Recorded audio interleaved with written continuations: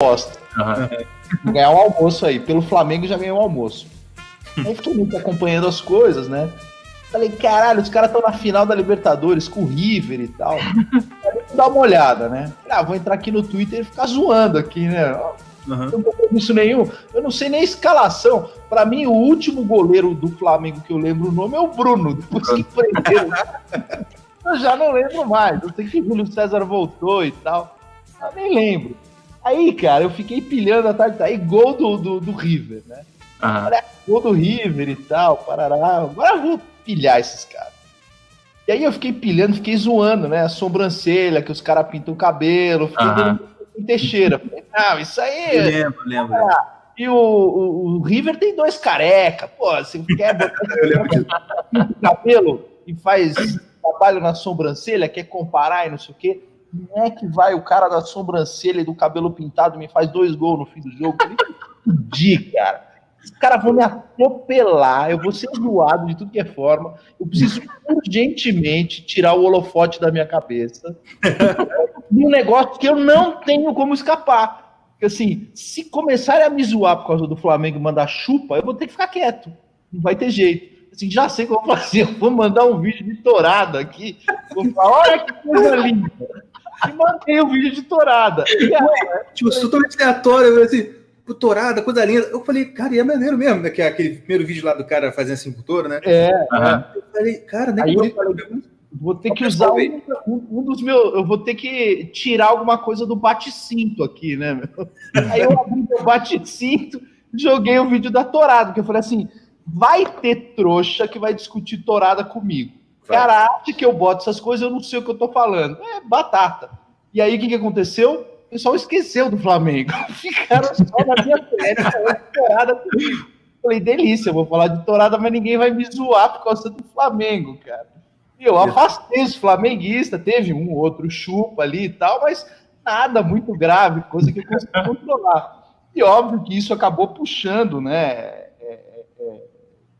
Todo lance da gente ter que discutir, pô, que porra é essa, né? O que esse cara tá falando? Tourada, tadinho do animal, não escolheu estar na arena. O único cara que percebeu o que eu tava falando, assim, ele não percebeu por que eu fiz aquilo. E eu tô explicando agora, né? Por que eu fiz aquilo. E nem ele percebeu. Mas ele percebeu a sutileza do que é você estar num tema como esse, em que todo mundo torce pro touro, é uma coisa ridícula. Todo mundo torce pro touro. Fala, não, nessa daí eu vou torcer pro toureiro. Vamos ver. Eu gosto sempre desse tipo de desafio, de estar do outro lado. Eu acompanho tourada já desde pequeno. Faz muito tempo que eu não vejo tourada, né? Meu avô era espanhol, era andaluz, meu avô adorava ver tourada. Era muito difícil na década de 70, 80, com 4, 5 canais de televisão, você ter um canal que passasse tourada. Não era uma coisa que passava sempre, não é um negócio que a gente conseguia ver. De vez em quando aparecia lá umas fitas cassete, né? Que na época que surgiu o videocassete, apareciam umas fitas cassete de ver tourada, esse tipo de coisa. Muito raramente passava na televisão. Quando passava na televisão, meu avô assistia. Ele falava, explicava, pô, isso é uma coisa bonita. Cara, para descer na arena, não é qualquer um, viu? Cara, para ir lá na arena, olhar para um bicho de quase 2 toneladas, e o bicho não tá nem aí. Ele está lá para te matar. Exato. Ele está lá para te matar. Então você fala, eu estou aqui enfrentando a morte. E aí você ouvir do seu avô isso, e a coisa mais sensacional, cara, quem se entusiasmava mais com tourada era minha avó, cara. Ela gostava de tourada, cara. E assim, ela parava para assistir e tal. Então, eu tenho essa memória afetiva, óbvio que faz muito tempo que eu não acompanho. A última vez que eu estive na Espanha, eu nem levei. Minha esposa, enfim, obviamente que ela não curte, não quer saber, passa longe. Mas, porra, quando a gente passou em Sevilha a última vez, eu falei, não, eu preciso ir para a Arena de Touro, bem, tirar uma foto e tal, né? Então, assim, na cultura andaluz, principalmente, não na cultura espanhola, mas na cultura andaluz, você tem essa coisa da tauromaquia muito, muito, muito forte, né? E o sul da Espanha, a história do sul da Espanha tem muita coisa a respeito da importância da tauromaquia para o espanhol, e principalmente para o espanhol da Reconquista, né? Que era uma das poucas coisas que o espanhol da Reconquista, principalmente o espanhol cristão, e a minha família é anusim, né, de judeus, digamos assim, renegados, né? Uhum. Então, você tem ali no sul da Espanha toda a questão da cultura cristã que conseguiu se manter. A tourada foi extremamente importante para manter no sul da Espanha algo que era completamente dominado ali por outras culturas, principalmente a cultura muçulmana, né? Então, o sul da Espanha é até hoje você tem muitas características associadas à cultura muçulmana, e uma forma de manter a chama cristã acesa no sul da Espanha foi a tauromaquia. Por isso que a tauromaquia é tão importante na Andaluzia, né? Uhum. No sul da Espanha. Então, quando você vai para o sul da Espanha, a cultura do touro é uma coisa muito, muito profunda, assim, especificamente para o espanhol, né? Você tem a cultura do touro também em Portugal, você tem no México, alguns países da América Latina, no Brasil você tem alguma coisa análoga à cultura do touro, a vaquejada, ou até as tradições de Barretos e tal, mas é muito diferente do que se faz na Espanha, né? Sim. Na Espanha é um jogo de vida ou morte. E é um jogo de vida ou morte pra valer. Então, essas pessoas que falam, eu torço pro touro, falam, malandro, cara, você tá contra a vida humana. É isso que você tá me falando, cara. Você está simplesmente se dispondo aí para uma arena assistir um cara que está colocando em risco a vida dele e você está torcendo contra a vida humana. Você tá vendo um cara aí lá, aí você fala, aí você fala, mas é desumano você maltratar o touro. Não, é desumano você maltratar o ser humano. Isso, cara. Então, é uma coisa essencial da tauromaquia e as pessoas têm uma dificuldade muito grande de compreender, e aquilo que eu falei várias vezes, né, na minha conta de Twitter, eu falei assim, olha, antes de você criticar uma situação, entenda por que ela existe. Uhum. O touro não escolheu para estar lá. Ok, não vamos falar do touro, porque não tem o que se dizer, porque o touro é uma fera. Ele é um bicho, ele é selvagem, ele é uma fera. Não existe a ideia da escolha do touro, isso não existe. O touro não escolheu cair, ele não escolheu nascer, ele não escolheu cagar, ele não escolhe nada, porra. Ele é um touro. Exatamente, ele é um bicho. Ele é um bicho, ele não tem escolha. Isso é muito básico na filosofia. Página 2 da filosofia. O bicho não tem vontade, não tem escolha. Página 2 da filosofia. Exatamente. Aí você fala, bom, então por que... Eu não vou perguntar sobre o ponto de vista do touro, e nem sobre o ponto de vista da plateia. Eu chego na plateia depois. Você tem que entender o toureiro. Por que o cara fala, ok, eu aceito descer, enfrentar esse touro. Eu aceito.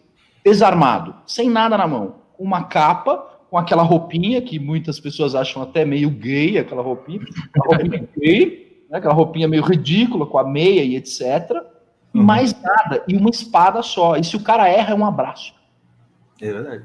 Se o cara erra, é um abraço, não tem o que fazer. Você que entende mais de tourada, é comum, você já viu o touro ganhar? Eu já vi o touro ganhar, pô.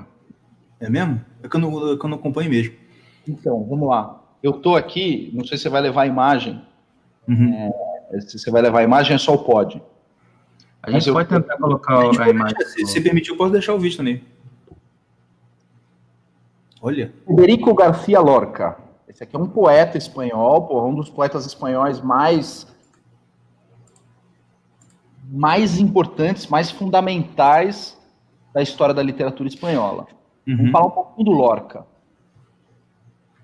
O Lorca morreu na Guerra Civil da Espanha exatamente no ano em que meu avô veio. É uma coincidência. O ano em que o Lorca foi assassinado e jogado para a vala foi exatamente o ano em que meu avô fugiu da Espanha e veio para o Brasil, 1936. O que o Lorca era comunista, mas comunista mesmo. Aquilo que você fala do comunista de calça suja, né? Daquele jeito, né? Exato. É esse nível, né? Paletó e gravata. Ele comunista que usava paletó e gravata, comunista raiz, assim. 1936, portanto, a A gente está falando do início da União Soviética, não existia ainda a escola de Frankfurt nessa época. O comunista era um cara comunista mesmo, que falava de luta armada e etc. Ele era gay, né? E olha que coisa curiosa, né? O Lorca, ele foi estudar letras, ele dividia apartamento em Madrid com 2 caras, um chamava Luiz de Buñuel, um cineasta, assim, um pouco mais hispanohablantes vão saber quem é Luiz de Buñuel, é um dos maiores cineastas, se não o maior cineasta espanhol, e Salvador Dalí. Dividia apartamento com Salvador Dalí e Luiz de Buñuel. E as pessoas falam, imagina o papo desses 3, cara. Muito louco. Os 3 ultracomunistas, assim, ultra espanhóis, ultra nacionalistas, os 3. E o Federico Garcia Lorca era amante de touradas. Você vê como isso não tem a ver com a questão ideológica. E o Lorca era ultra católico, muito profundamente católico. E aí, o que acontece? Ele tinha o toureiro predileto dele, que era o Inácio Mejías. E ele escreveu um poema longo, Llanto por Inácio Sánchez Mejías, que é um toureiro que morre na arena. Era assim, era algo, assim, na época, na Espanha, foi algo como, sei lá, parecido, vou falar uma coisa parecida que aconteceu aqui no Brasil, sei lá, a morte do Denner, sabe? Porra, aquele jogador de futebol que era uma promessa, a gente falou, cara, finalmente um jogador de futebol que pode eventualmente ser o novo Pelé e etc, e assim, só que o Denner morreu sei lá, como foi a morte do Senna. Eu acho como foi a morte do Senna. Era um ídolo na Espanha e ele morreu na arena, toreando. O cara escreveu um poema em homenagem a Inácio Sánchez Mejías. Assim, você tem histórias de toureiros que morreram na arena, e essas histórias de toureiros que morreram na arena, na década de 30, no século XIX, são histórias heróicas. Os caras são tratados como herói na Espanha. Assim, esse toureiro burro, bem feito, se fudeu. Não existe isso na tradição andaluz, né? E a gente está falando de um grau de coragem que não se vê mais hoje em dia, cara. Então, assim, a monarquia, ela preserva uma capacidade que o cara tem de dizer, eu vou levar minha vida a risco para manter a capacidade que a gente tem de transmitir para os nossos filhos, netos, etc. O pingo que seja de coragem. Eu vou inspirar essas pessoas. Entendi, é verdade. Em valores associados à coragem. Então, isso tem muito a ver, cara, com a Guerra da Reconquista na Espanha, tem muito a ver com associações culturais muito profundas na Espanha. A Espanha hoje é um país socialista, né? Infelizmente. Os caras não se atacam lá. A Espanha socialista já faz, cara, uns 10 anos. A coisa está complicada na Espanha. E qual é um dos maiores alvos de ataque da esquerda espanhola? As touradas. É porque é a tradição, né? Tudo que for representante de tradição, então eles vão atacar. Eles vêm com lance de peta, disso, daquilo. Tourada já é um negócio proibido na região da Catalunha, né? Barcelona é um nicho da esquerda europeia. Barcelona é praticamente um soviete, aquilo. Enfim. E o que eu fico impressionado é que, quando você jogou aquela no Twitter, inclusive até uma observação, quando eu fui antes do podcast, eu fui tentar relembrar os teus tweets sobre Tourada. O que aconteceu? Quando eu achei muitas conversas, né? Comentário. Todos os seus comentários estavam apagados, só o comentário do pessoal debatendo com você aparecia. Alguém deve ter te denunciado, enfim. Assim, todos os seus tweets estavam disponíveis. Aí eu falei assim, putz, nem dá pra... Enfim. Mas o que me chamou a atenção... eu tenho um robozinho na minha conta que apaga os meus tweets a cada 10 dias. Os tweets mais antigos, eu tenho um robozinho que vai apagando. Então foi isso, entendi. Então, se não faz archive, ele desaparece. Mas então, o que eu achei engraçado, assim, preocupante, até porque eu queria te chamar por conta disso, porque quem estava reclamando dos seus comentários não era a galera esquerdista. Não, é a galera. Direita, bandeirinha de Israel no nick, bandeirinha de Brasil, bandeirinha de Ucrânia. Eu falei assim, pô, cara, chorando, né? Tá entendendo? Olho com a bandeira do Brasil chorando, essas coisas. Isso aí. É o pessoal que é amante de animais e tal, e que, pô, eu sou um puta seguidor e entrando em contato com o Oi Luiz, né? Que é uma puta conta. E, pô, o Oi Luiz é macho alfa, né? Só que o cara é amante de cachorro, cara. Sim. O Gabriel Pinheiro. Pô, o Gabriel Pinheiro é amante de gato. Uma coisa é o seu pet. E eu também gosto de cachorro, eu adoro cachorro, já tive cachorro, cara. Sim. Meu cachorro morreu no meu colo, cara. Em depressão um mês, cara. Meu cachorro morreu no meu colo. E as pessoas não têm a capacidade de diferenciar um animal, que é aquele animal que você cria, que é o animal doméstico, da fera. Uma fera. Ele não é domesticável. Né? Ele não é domesticável. Aquele bicho não é domesticável. Existe a cultura do touro na Espanha, convido as pessoas aí, que sobrar uma graninha e tiver a paciência, compre uma passagem da Ibéria, vai para a Espanha, pega a estrada de Madrid para Córdoba, por exemplo, vai descendo a estrada de Córdoba, você vai ver vários, é uma coisa muito louca, porque você vai ver, assim, na estrada, você vê vários, isso dá para procurar no Google Earth. No Google, dá para googar. O que você vê na estrada são várias imagens de touros na estrada, né? Sim. O pessoal coloca, eles fazem desenhos de touros e vão colocando na estrada, porque aquilo é simbólico. Demonstra a coragem do espanhol, enfim, tem toda uma associação cultural, e quanto mais para o sul você vai descendo, mais forte é a cultura do touro. E você vê touro selvagem. Você fala, cara, eu tenho que rezar, pelo amor de Deus, para esse bicho não atravessar a estrada, porque se atravessar a estrada, fudeu, cara. Dentro, sei lá o quê. E ele não é um bicho controlável, você não controla esse bicho. Você não domestica. O cara disse lá no seu Twitter que o touro é treinado. Então, você tem eu lembro disso, você tem escolas de tourada hoje, em que você tem algumas raças de touro que são trazidas para a arena, para que crianças de 7 ou 8 anos já comecem a treinar com garrotes. Ver criança treinando com garrote e etc.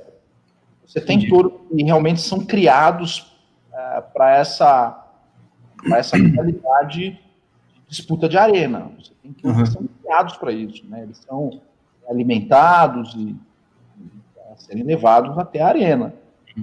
De fato, não é incorreto o que foi dito, né? Dentro da cultura do touro, você tem uma criação de determinadas raças de touro, que são raças indomáveis, não são raças domesticáveis, que são levadas para a arena para essa finalidade, para a finalidade de colocar um homem que normalmente pesa 60, 65 quilos, porque toureiro tem que ser cara magrinho, né? Não vai ver toureiro gordão, assim, não tem toureiro igual nós, assim, né? Igual nós.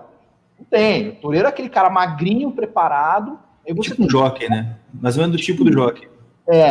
Você tem toda a preparação mental do cara, da frieza, da paciência, da precisão, do cara não errar. Quer dizer, é uma arte marcial absolutamente... ela é antiga e ela é... É difícil, né? É muito complexa. Ela é muito complexa, né? É verdade. Ela passa anos treinando.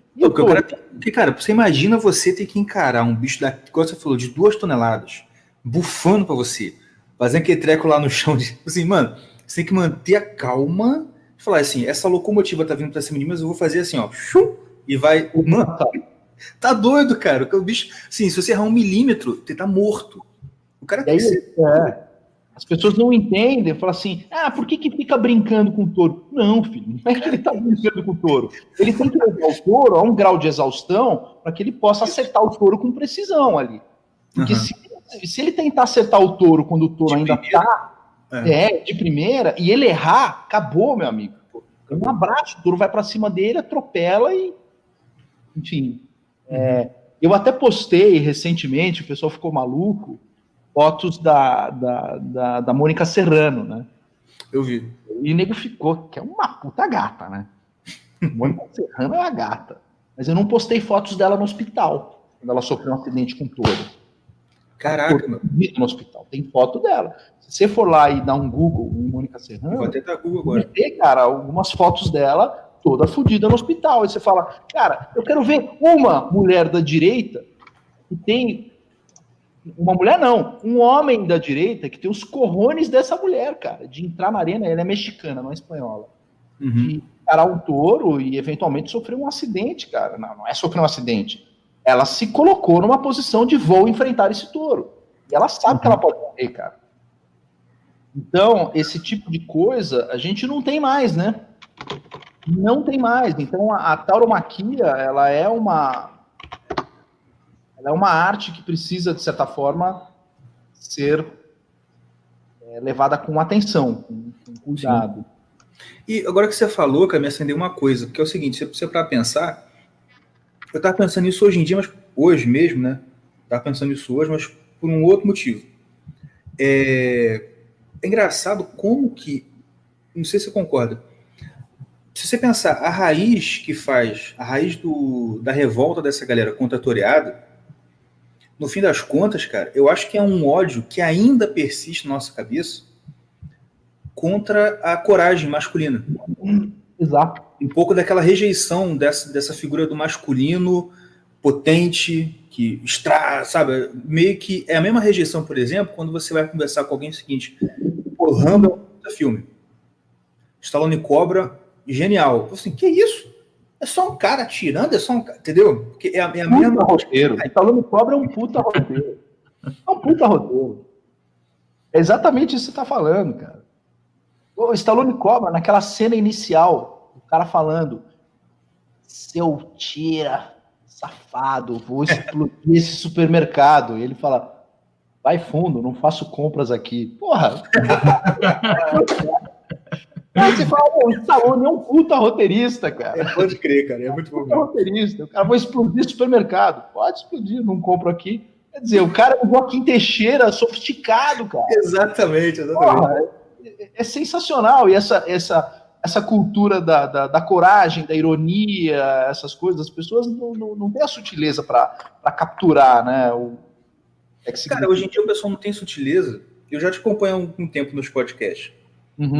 Graças a Deus por um dia o Luciano Oliveira ter te chamado para falar sobre reforma da Previdência. Acho que foi a primeira vez que eu te vi em algum podcast. Eu falei, que é isso? Porque, cara, assim, você foi o cara que me apresentou, eu sou do direito também. Tu foi o cara que me fez aquela Red Pill, o seguinte, mano, sabe, uma da Red Pill que foi assim, mano, o que é isso? Foi você falar do Wagner. Eu já tinha ouvido falar do Eric Wagner antes. Aí você mandou, não, porque o Wagner era aluno do Kelsen. E ele discordou do Kelsen, você, aí que você, que deu aquela, eu ainda não tive tempo ainda para estudar esses livros dele, né? Mas essa opção do Kelsen, essa opção que o Wagner apresenta em relação ao positivismo do Kelsen, foi assim, cara, isso aí é fantástico, cara. Mas enfim, voltando pro negócio da toreada. Eu já te acompanho há um tempo e eu gosto muito quando você fala também sobre aquelas questões de sátira, aquela coisa da poesia satírica, que é outra coisa também que, assim, é muito importante. Isso é uma coisa que, viajando um pouco no assunto, eu acho que o Brasil tem uma baita vocação para isso. Eu estou num grupo de uma galera que é aluno do COF, que na descrição do grupo tem uma frase fantástica do Olavo, que eu até perguntei, gente, onde ele falou isso? Porque eu queria ver. Que ele fala assim, que o Brasil ele tem como se fosse uma vocação para essa mistura entre a intelectualidade e a vulgaridade e a piada.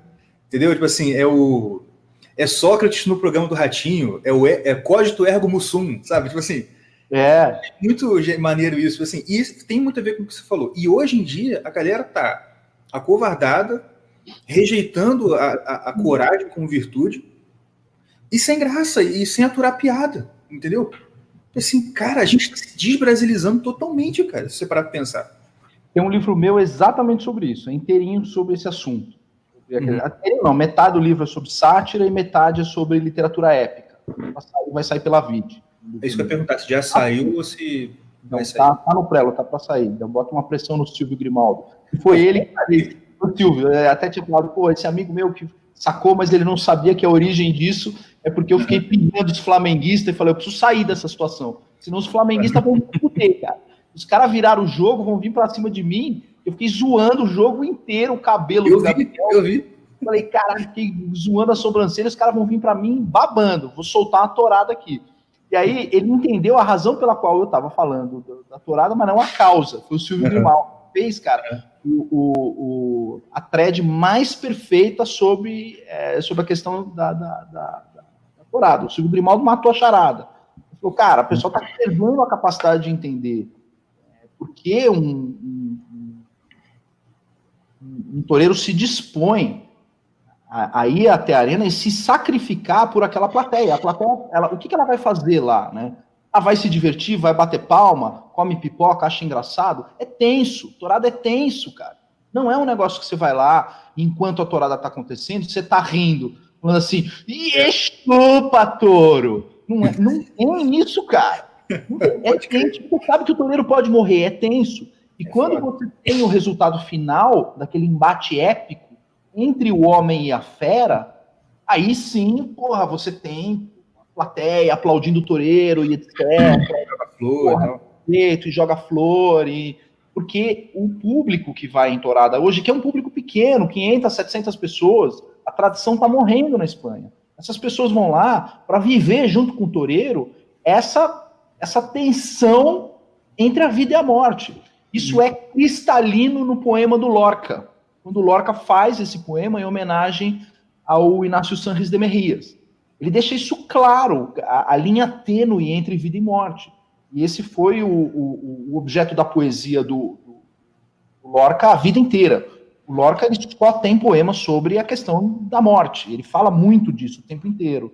E quando o Inácio Sanches de Mejías ele morre, é uma coisa assim, né? Na Espanha, como eu te falei, foi mais do que a morte do Senna. Ele fez um poema maravilhoso sobre a morte do cara. Então, o espanhol, principalmente o andaluz, que vai até a arena, ele vai tentar viver um pouco junto com o toureiro e sentir o que é você estar no limite entre a vida e a morte, que é uma coisa que acompanhou os espanhóis durante 800 anos de reconquista, de guerra da reconquista. Você está o tempo inteiro entre a vida e a morte. Falar, Mouro que está olhando para mim, esse Mouro que está aqui em Córdoba e manda nessa porra, esse cara olha para mim e na cabeça desse Mouro, desse muçulmano, eu sou uma fera, eu cristão sou uma fera. Ele não vai pensar 30 segundos em me matar se ele precisar, porque eu não tenho característica humana para ele. Sim. Então, assim, eu não sou visto com humanidade pelo meu opositor muçulmano durante a Guerra da Reconquista. Então ele não vai pensar 30 segundos em me matar. Então, quer dizer, o espanhol ele tem essa coisa, principalmente o espanhol cristão, e viveu muito essa cultura da Reconquista, de ir lá e falar, pô, eu sou a fera diante desse cara. Eu sou o touro, né, na verdade. Esse cara pode me matar a qualquer momento. Então, eu preciso mostrar para esse cara que eu sou humano.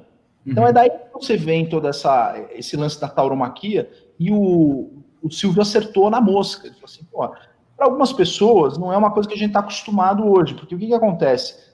O sacrifício do animal, ainda que seja para alimentação, ele está escondido da sociedade. Todo mundo fala, isso é tratar o animal com... Caralho, você já foi no matadouro? Pra puta que eu pariu. Exatamente. Você já viu como funciona um matadouro? Você sabe como é que funciona um frigorífico? Você já foi ver como é que os caras fazem? Cara, eu já recebi vídeo de frigorífico, né? Tipo assim, de uma amiga da faculdade que era ainda muito esquerdista e tal, falou assim, nossa, depois que eu vi esse vídeo aqui, eu até quis virar vegetariano. Ficou vegetariano assim, assim, aí mostrou, assim, dá um nervoso, né? Porque você tá vendo lá, morrendo. Só que, cara, o bicho é pra isso? Ou não? Eu tô torcendo pro touro, mas falar que tá torcendo pro touro comendo um bife, né? Comendo uma linguicinha, né? Tô vendo. Comendo uma calabresa com cebola. Aqui, deixa eu fazer uma pergunta. Na hora que você estava falando o negócio da tourada e tal, me veio na cabeça Na verdade, ele não é teu irmão gêmeo, ele é o Carlos Bolsonaro.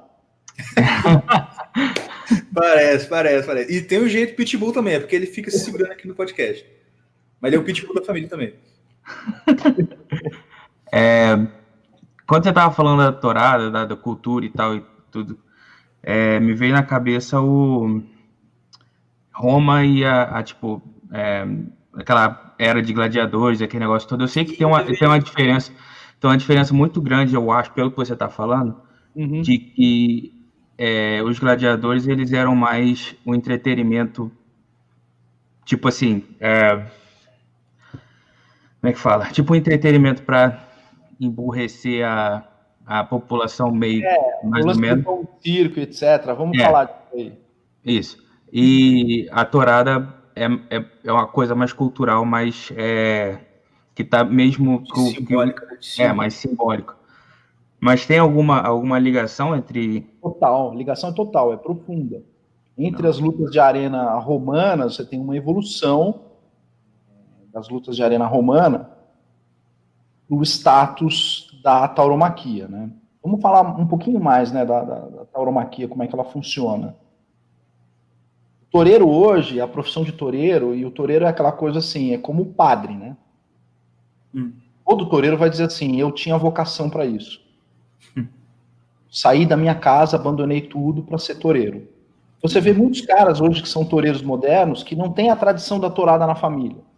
Não tem. Ela fala, eu fui despertado para uma vocação.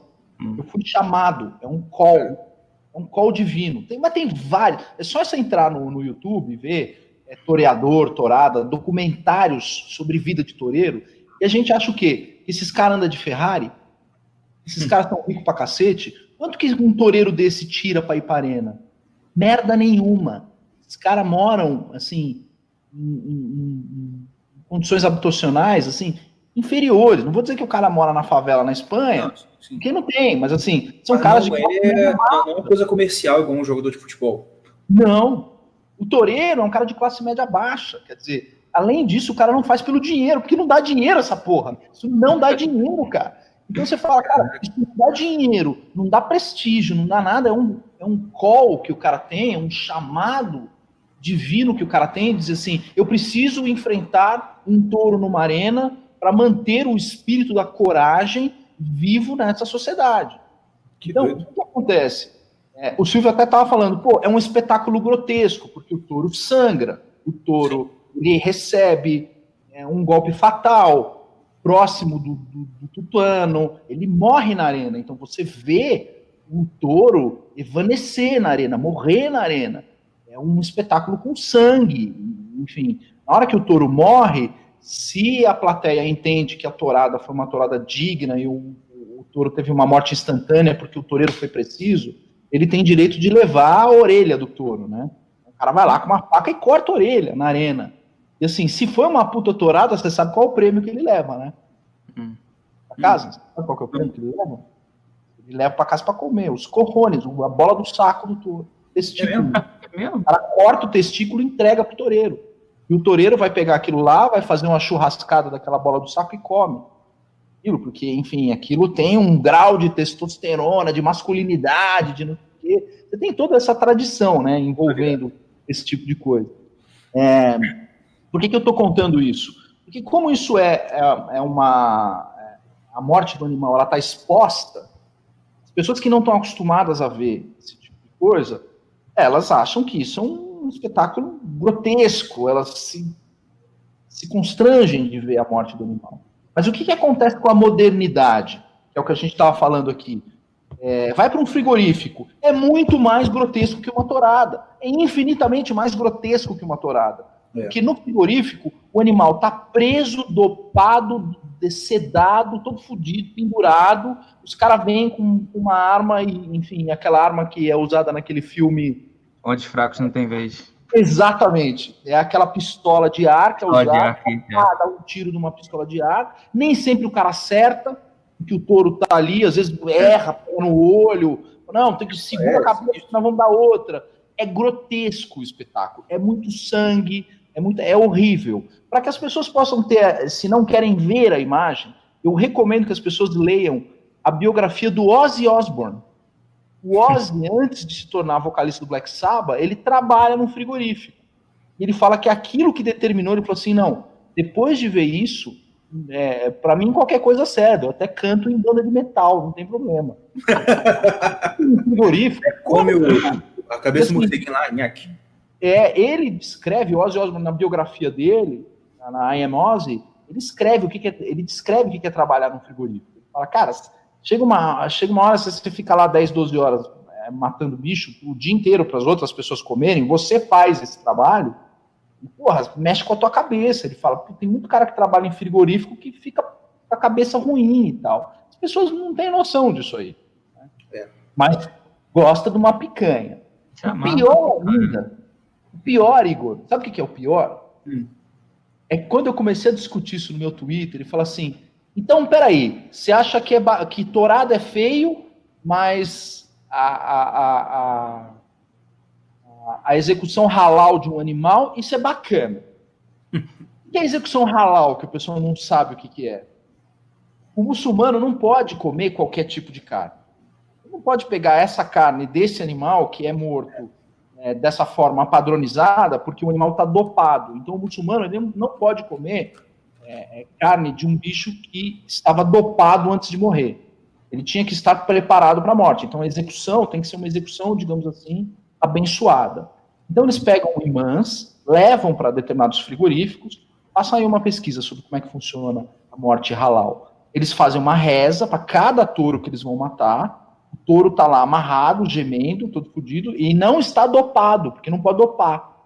Ele pega uma faca e põe exatamente no ponto onde a fraldinha, e ele abre o animal vivo, da fraldinha até o queixo, e abre o animal. Quando ele abre o animal, as vísceras do animal caem no chão, e o animal fica vivo ainda. 5 minutos, cara, vivo, com as vísceras abertas ali. Ele abre rezando, abre. Esse negócio de carne halal é 40% das receitas da pecuária brasileira. Responde por 40%. Oi?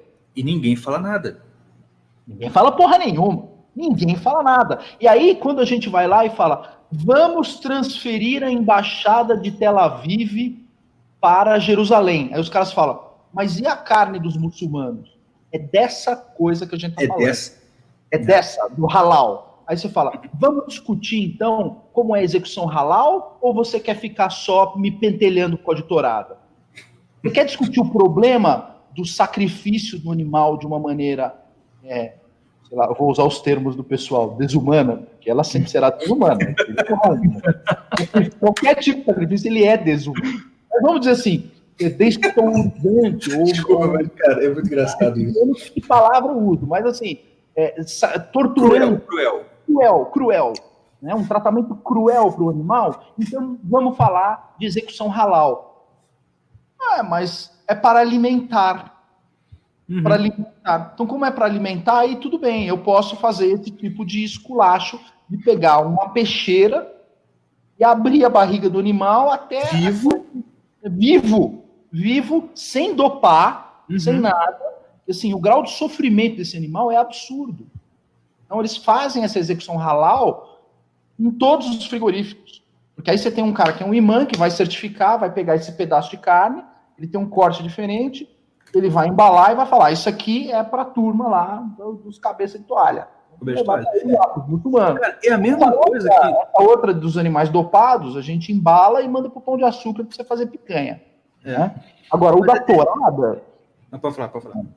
O da tourada, que inclusive o resultado das touradas na Espanha são feitas para alimentar asilo, creche, esse tipo de coisa. Né? O touro é utilizado, enfim, eles mandam para caridade o touro. E se você for ver como é feita a execução num frigorífico e você vê uma tourada, você fala, pelo amor de Deus, eu prefiro 1000 vezes uma tourada.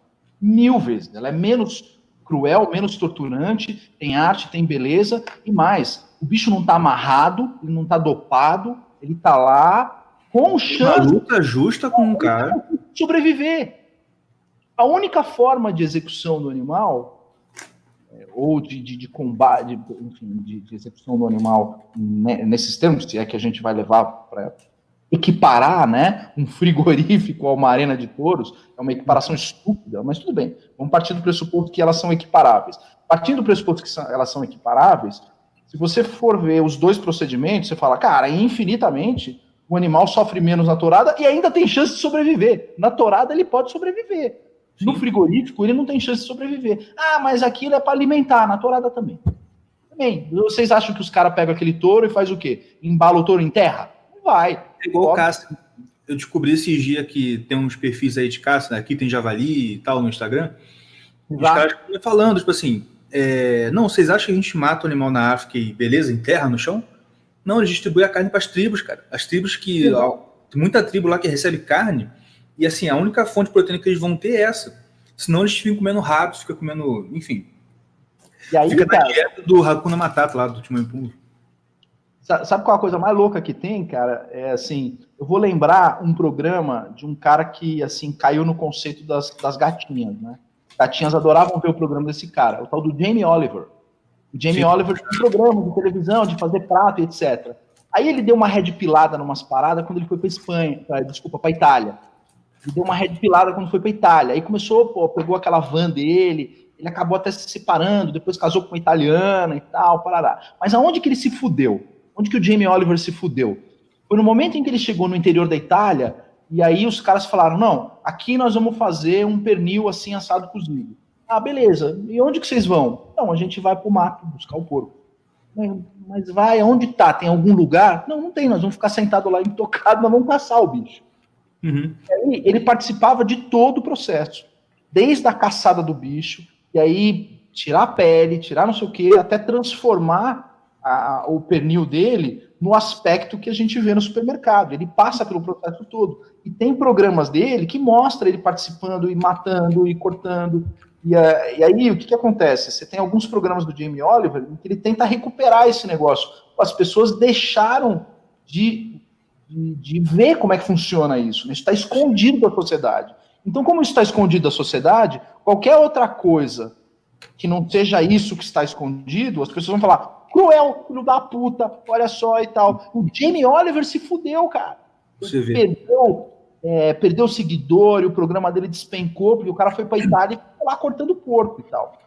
Mais ou menos, não na mesma proporção, mas mais ou menos aconteceu com o Rodrigo Hilbert aqui. Foi mostrar uma fotinha de um porco. O pessoal, nossa, que absurdo. Sim, Jesus do céu, o povo realmente... O marido da bonitinha lá, como é que chama, né? Fernanda Lima. Fernanda Lima, isso. Que é um puta cozinheiro. Cara, não, tipo assim, pra você ver, é um cara que é mais ou menos ali meio que o Oi Luiz, né? Ele gosta de...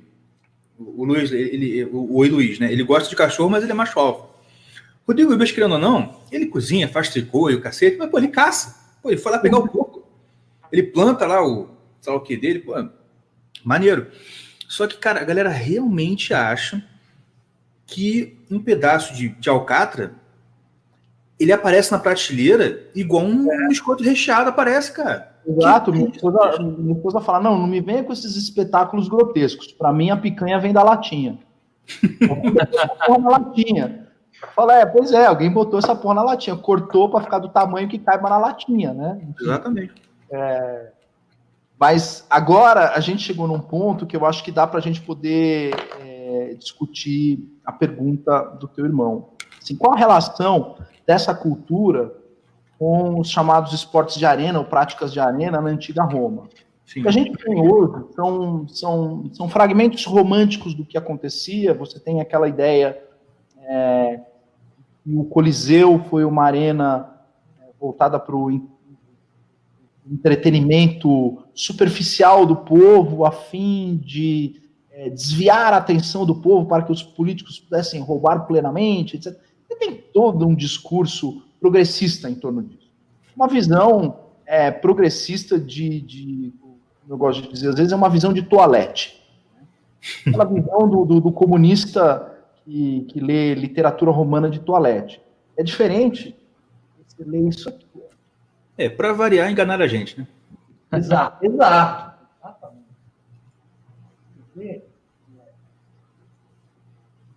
Dá uma dica só. Beleza, fica à vontade. É um homem. Pierre Grimal, Civilização Romana. Vou até anotar aqui. Pierre Grimal é um cara importantíssimo para dar uma red pilada a respeito do que foi Roma de verdade. Então, o que acontece? Isso é muito importante, tá? Vamos falar das tradições de arena. As tradições de arena em Roma, elas tinham exatamente a mesma natureza dessas tradições de arena das quais a gente está falando na Espanha, é a mesma coisa. As pessoas falam, mas como é que é? Eles gostam de usar lá o filme do Russell Crowe, exemplo do que era a vida de um gladiador. O gladiador, ele era um escravo e etc. Sim. Meu bago, meu amigo. Sabe o quê? Os caras iam pegar aqueles caras magricelos, sei lá onde, que perderam guerra e jogar na arena. Não é assim, cara. Mas, na real, se tu parar pra pensar um pouquinho, se tu parar pra pensar 2 segundos, aquele filme, é um dos meus filmes favoritos, mas realmente, cara, não faz sentido nenhum. O cara ter o negócio dele é matar a própria mercadoria. Exato. Não. Você pegou o ponto. Exatamente o ponto. Então, o que acontece? A carreira de gladiador, ela era uma carreira para poucos. Olha assim, você falava assim, peguei uns caras aqui no sul da Trácia, né, que nem eles gostam de falar, o Espartaco era gladiador de arena. Ele era trácico, né, era grego. Peguei uns caras no sul da Trácia aqui, leva essa meia dúzia aqui, esses daqui vão servir café pro imperador, esse aqui vai plantar alho não sei aonde, esse aqui vai pra arena. Você acha que é assim? Não é assim, cara. Os caras falam, não, pega esse cara que foi um guerreiro e vai para, aspas, escola de gladiador. Você tinha essa mesma questão da vocação, do cara dizer, eu quero ser um gladiador de arena, eu quero ser um cara de luta romana. Uhum. Então, pegar uma das artes marciais mais antigas, que é chamada luta greco-romana, que é a luta olímpica, né? Sim. Que tem relações com a luta olímpica, aquilo, não sei se vocês acompanham nas Olimpíadas as competições de luta olímpica, né? Esse cara que vem com bermudinha e um kimono e tal, e assim, bicho forte, etc. Aquilo é luta de gladiador, exatamente o que era feito. Então, 90% dos combates em arena eram lutas entre 2 gladiadores. Só os caras muito pica, muito foda do foda, o cara batia no peito e falava, eu quero enfrentar feras na arena. Então, o cara tinha que ser pica do pica do pica do pica. E tinha que ser um evento que, assim, vocês acham o quê? Que era fácil capturar um leão nessa época? Isso também, né? O Júlio César tinha uns toquezinhos de tigre lá. Pegava um pouquinho de milho e fazia... Vem cá, leão, vem cá. Aí captura, deixa eu botar uma coleirinha, vem comigo que eu vou te colocar na arena com um gladiador e tal. Não é assim. Assim, era também super custoso trazer um leão vivo para a arena, ou trazer uma fera, o que quer que seja, e não era só leão, você tinha touro também. O que mais se tinha na arena em Roma era touro, você tinha touro. Olha, não sabia disso, não. Na arena em Roma. Se você for para o Coliseu, você vai ver que tem desenhos de touros, de outros tipos de fera, né, que eles colocavam lá. E aí, o que acontece? Vamos tentar voltar um pouquinho, né? Você tinha essa tradição de combate em arena, entre homens, de desafios e etc.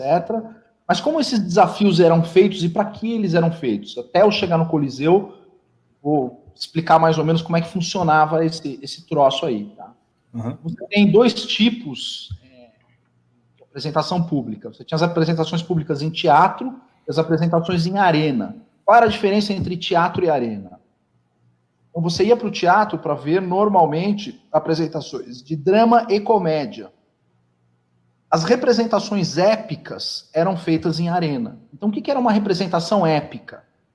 A representação épica é quando o cara pegava um trecho, por exemplo, da Eneida e representava em arena um combate descrito na Eneida. Então, algumas eram meio telequete. Sim. Outras, às vezes, os caras falavam, não, isso não é telequete, isso é pra valer. Esses caras estão entrando for real, pra valer. Isso é um épico ao vivo. Então esses caras vão entrar num combate épico ao vivo, para valer. Então, em algumas situações, em algumas arenas, você tinha uma coisa meio telequete, meio combinada, outras não. Outros caras falavam, aqui é para valer. E era muito comum na época que você tivesse rinha de gladiador, né? Você tinha, às vezes, caras nobres, etc., traziam para o palácio e falavam, te chama fulano cicrano. Quero ver esses caras se pegar aqui na minha frente. Tipo o clube da luta. Uhum. E os caras iam na mão mesmo. E às vezes os caras falaram, primeiro sangue ou último sangue? Primeiro sangue ou último sangue uma hora que o cara começou a sangrar, nocauteou, acabou. Ou o último sangue, só saiu um daí.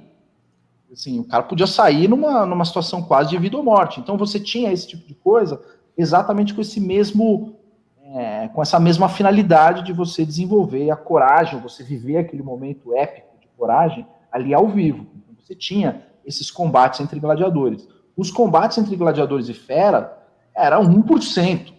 Assim, era muito, muito pouco, muito remoto. Como é que eu sei disso? Eu sei disso por causa disso aqui, ó. Esse aqui é o maior documento vivo a respeito do que eram os combates de gladiador. São os epigramas de Marcial. Nos epigramas de Marcial, você tem o livro dos espetáculos. Liber de Spectaculis, em que o Marcial ele faz exatamente toda uma descrição elegíaca, um tom de epigramas, de elegias, das disputas que ocorreram na inauguração do Coliseu. Agora eu cheguei no Coliseu de Roma. O que é o Coliseu? O Coliseu já é uma arena tardia. Ele é uma arena de tradição tardia, ele é da era Flaviana. Você já tinha passado Júlio César, já tinha passado Nero, já tinha passado Calígula, já tinha passado vários imperadores da época romana, tanto da época romana clássica, estamos falando de Júlio César, quanto da época romana já da decadência. Então, já tinha até passado o período de decadência. Então, Roma já estava num momento sociocultural desengatado, de decadência. E o que acontece? Na dinastia Flaviana, a partir de Vespasiano... Não fala Flaviana de novo, não, senão não aparece aqui. Na dinastia Flaviana, ali, a partir de Vespasiano, Tito e etc., quando começa a construção do Coliseu para ser a maior arena de disputas do mundo, eles tentam recuperar uma época áurea de Roma, e conseguem, durante 40, 50 anos, Roma volta a ser a Roma, digamos, do período clássico, com algum prestígio cultural, exatamente nessa época, estamos falando ali a partir do ano 60, 70, ano 80 depois de Cristo, até o ano 120, ano 125, com Marco Aurélio e aí outros imperadores que dão um outro encaminhamento para Roma. Então, nesse período, você tem essa era flaviana, em que você tem os festivais públicos e festivais de homenagens a deuses e etc., e ocorrem na arena, no Coliseu. O Coliseu ele tem uma finalidade até religiosa, cultural e religiosa. Só que os jogos que inauguram o Coliseu, que são descritos no Liber de Spectaculis Marcial, é onde ele vai explicar o que é a vida de um gladiador, como é que funciona e tal. E você tem uma história da qual eu recomendo o pessoal dar uma olhada, a história de Prisco e Vero. Tem uma pesquisada, tem um Google, tem um documentário da BBC de Londres sobre a história de Prisco e Vero, que é muito mais preciso do que o filme Gladiador, para explicar o que eram as disputas em arena nessa época do Liber de Spectaculis de Marcial. Essa disputa entre Prisco e Vero eram os dois maiores gladiadores da época, é uma história que aconteceu, dois caras que eles dividiam um apartamento, né, que se encarreiraram nessa carreira de gladiador, e aí os dois estavam invictos. Eles passaram, assim, anos invictos, até que chegou o imperador da época e falou assim, agora vocês vão ter que disputar. Os caras falaram, não, a gente é brother, a gente é irmão, eu não posso lutar com ele. Aí o imperador da época, não me lembro quem era o imperador, eu acho que era Flávio mesmo, ele falou, não, cara, tua carreira, tua missão é essa, tua missão é enfrentar qualquer um, inclusive o cara que você mais ama, seu melhor amigo. Agora, você entrou na arena, não interessa, acabou o amor, meu amigo, você tem que sair no palco com esse cara. E dizem que a disputa entre Prisco e Vero, ela foi muito dura. Foi um combate que durou, acho que 3 horas. Os caras ficaram na porrada 3 horas. Caraca. E terminou sem nenhum vencedor. Que é uma das passagens mais famosas da literatura latina. Contraheret priscus traheret contamini verus, esset et equalis mars utris que diu. E aí, enfim, desse trecho para diante, o Marcial ele começa a falar: a vitória não foi nem de um nem de outro, foi de ambos. Eles lutaram com tanta coragem, que é o único registro que se tem na história da coroa de louros ser dada para os 2 gladiadores. Você só dava a coroa de louros para o cara que realmente teve um desempenho excepcional na arena. É o único registro na história em que os 2 gladiadores, um enfrentando o outro, levaram a coroa de louros, portanto é o único registro que você tem de empate. Caraca, que maneiro. Na arena. Esses caras não eram escravos, não era porra nenhuma, não tem nada a ver com essas bobagens que a gente diz hoje. Como? Escravo, né? Até a palavra escravo em latim não existe.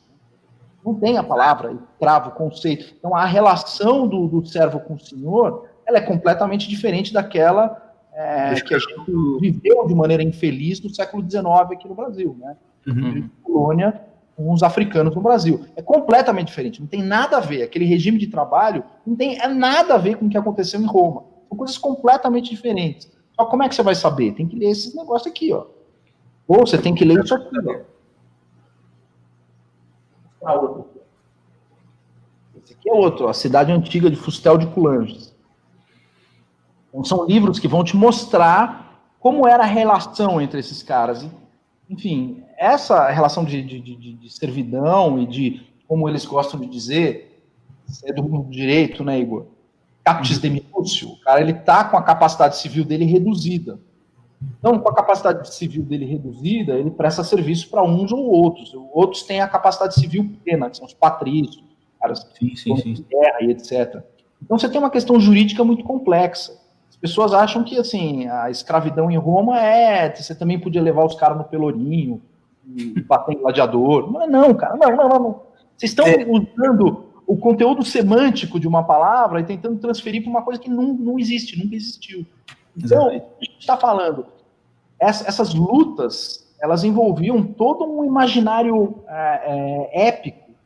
Tem uma outra coisa, para quem vai até Roma e visita o Coliseu, é um papel imprescindível para mim, em alguns lugares do mundo que a gente não pode morrer antes de conhecer. A gente tem que fazer um esforço de guardar dinheiro para conhecer certos lugares no mundo. Um desses lugares no mundo é Roma.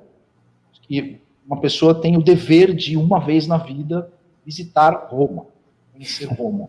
Quando você vai até o Coliseu em Roma, faz a visita no Coliseu de Roma, as pessoas ficam espantadas e você teve, numa certa época, o Roma era coberto, né? Desculpa, o Coliseu ele podia ser coberto. Podia ser uma arena coberta. Eles cobriam com uma lona e etc. Era um estádio, quando o Corinthians não tinha estádio, a gente adorava. Porra, o gladiador tinha estádio, o Corinthians não tem estádio. Agora o Corinthians tem estádio. E assim, e a gente também zoava outros caras que falavam assim, pô, até o Coliseu era um estádio coberto. Os caras hoje zoam São Paulino. Você tem estádio de merda, não consegue nem botar uma cobertura aí e tal, até o Coliseu era coberto. Mas uma coisa fantástica do Coliseu é que você tinha batalhas navais dentro do Coliseu. Batalha naval. Mentira. Os caras enchiam de água o Coliseu, botava 2 barcos e botava os caras pra cair na porrada de um barco pro outro, cara. Que isso, mano? Isso na Roma Antiga, isso? Na Roma Antiga, cara. Caraca, mano. Por isso que os malucos acham que ET vier aí, cara. Não é possível. Qualquer coisa. Quando você vai para Roma e visita o Coliseu, você tem uma parte de um museu do Coliseu dentro do Coliseu, com as representações, os desenhos, etc. E por que eu sei disso? Porque está escrito aqui no Marcial.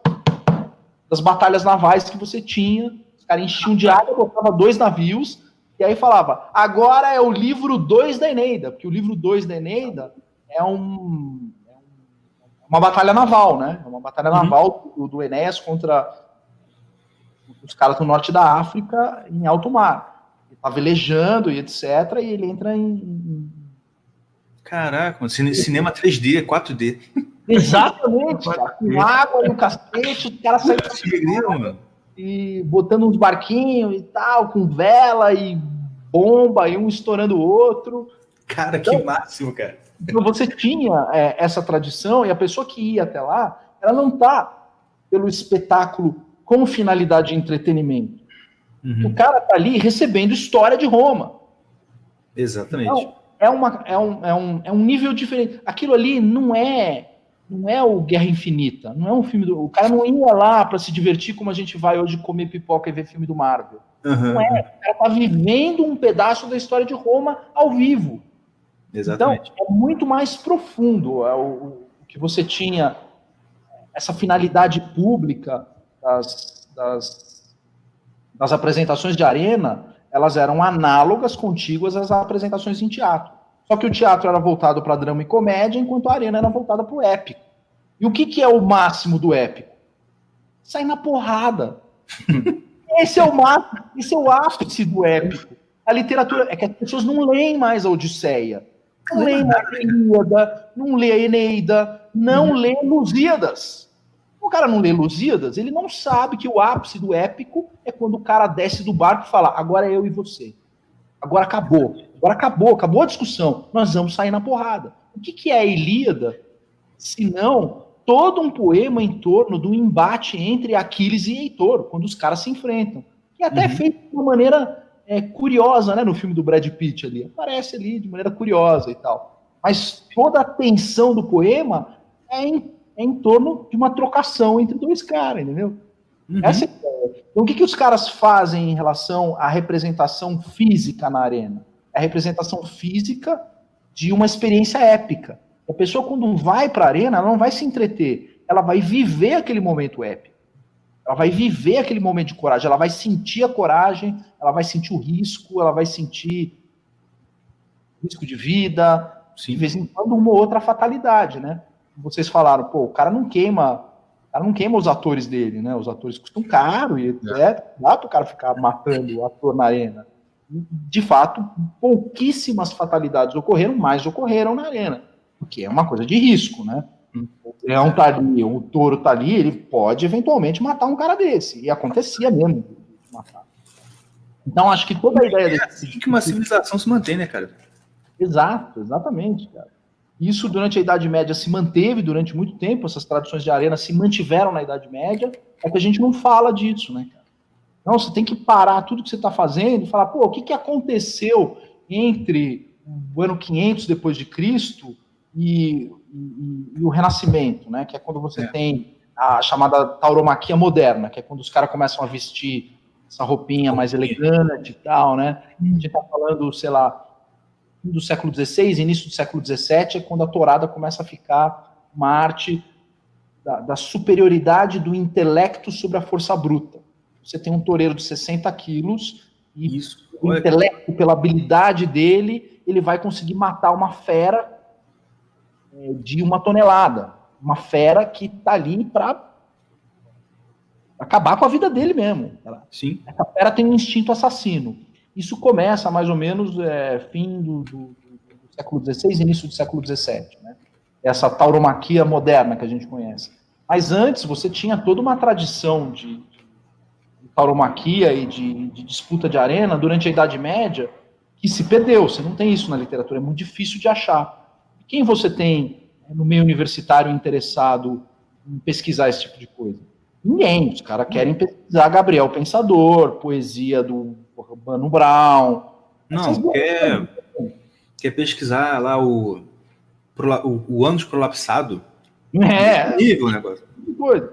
Então a universidade ela já perdeu toda a sua capacidade de trazer o fio da meada, reconstruir esse tipo de coisa, porque não interessa a tradução. E aquele negócio, assim, é incrível como que sempre a gente está voltando para a Idade Média.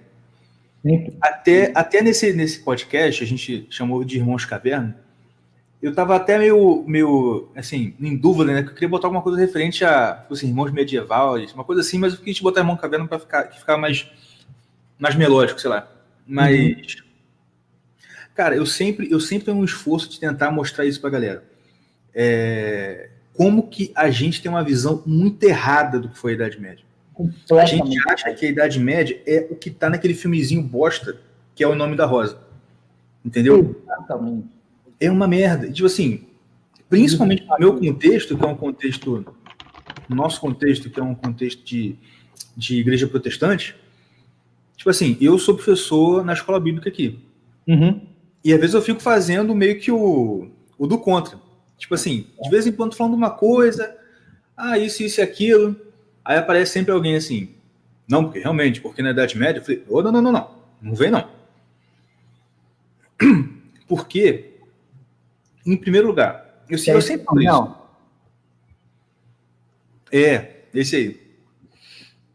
E que ele mesmo admitiu depois, né? Não, gente, isso aí eu inventei. Não tem nada de realidade, histórico, não. É invenção pura e simples. Pura e simples.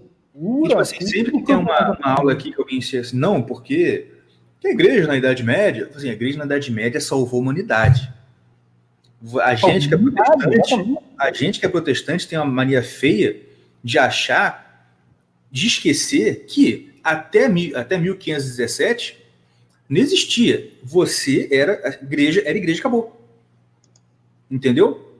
Eu sempre falo pro pessoal, você que é protestante fica achando que você vai se safar, que você critica a igreja católica lá da Idade Média, lê do engano, porque quando o seu professorzinho de história, seu amiguinho modernoso, ataca a igreja católica, por exemplo, na Idade Média, ela tá mirando a igreja católica, mas ela tá acertando em Cristo. E sobra para você também. Você não fica achando, não, que eu não sou católico, não tá falando comigo. Tá falando contigo sim, caramba. Porque até aquele momento você era católico também. E você tem boa parte da doutrina protestante, que é assim, uma das coisas mais importantes e mais brilhantes do protestantismo é a necessidade de acesso direto ao texto. Então, é o acesso não intermediado ao texto. E o acesso direto ao texto, ele comporta alguns riscos. A leitura direta da Bíblia, ele comporta alguns riscos de não compreensão e alguns riscos de vulgarização, que é o que, de certa forma, foi utilizado na Contra-Reforma contra os protestantes, por intermédio da heresia, né? Assim, isso que você está fazendo, extrair essa compreensão do texto é uma heresia. Então, o que acontece? Você tem Eu acho que o problema é que você teve acesso... Desculpa te cortar. O problema é que você teve acesso direto ao texto e você teve uma quebra do magistério. Entendeu? Exato. Eu sempre falo, o problema do protestantismo, cara, é que eu tenho que baixar a cabeça e engolir quando o Bernardo Kister fala assim, cara, protestantismo é uma metonímia. São protestantismos milhares. Eu falei, cara, pior que é verdade. Se eu for pra esquina ali, o cara pensa totalmente diferente de mim. Aí fala assim, não, a minha interpretação tá certa, tá errado, com base em quem aqui em cima? Infelizmente a gente não tem. A gente corre o risco de Silas Malafaia, a gente corre o risco aí de Benihim da vida, os malucão aí, né, o chapelão.